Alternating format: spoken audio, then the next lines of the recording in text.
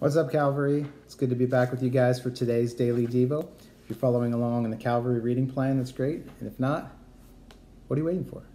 I'm just kidding. It's calvary.ch/read is where you can find it. We just came from the early part of Book 12, where it says, "Therefore I urge you, brothers and sisters, in view of God's mercy, to offer your bodies as a living sacrifice." And it talks about all the gifts that we've been given by God and how it is that we can share those with others.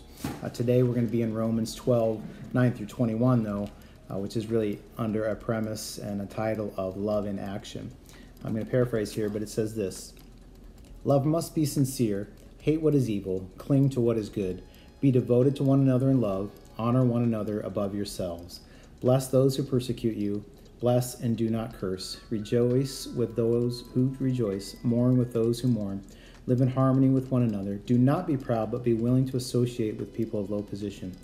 Do not repay anyone evil for evil. Be careful to do what is right in the eyes of everyone. If it is possible, as far as it depends upon you, live at peace with everyone." And the last part of this is what really stands out for me. It says, "If your enemy is hungry, feed him. If he's thirsty, give him something to drink. In doing this, you will heap burning coals on his head. Do not be overcome by evil, but overcome evil with good." We've talked previous Devos about, again, easy to love the people that we love already. But why should we love our enemies? Is it possible to love our enemies without the power of God? That's an incredible question, I think. It's really powerful.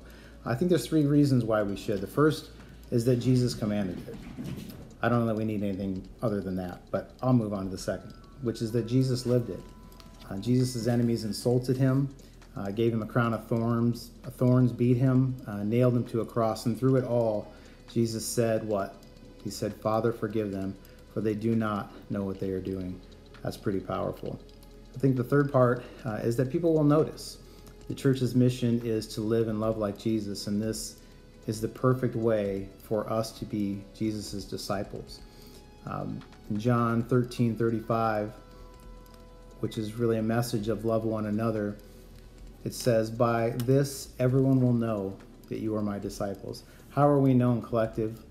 How are we known as Jesus' disciples? Do we wear a pin? Do we wear a shirt?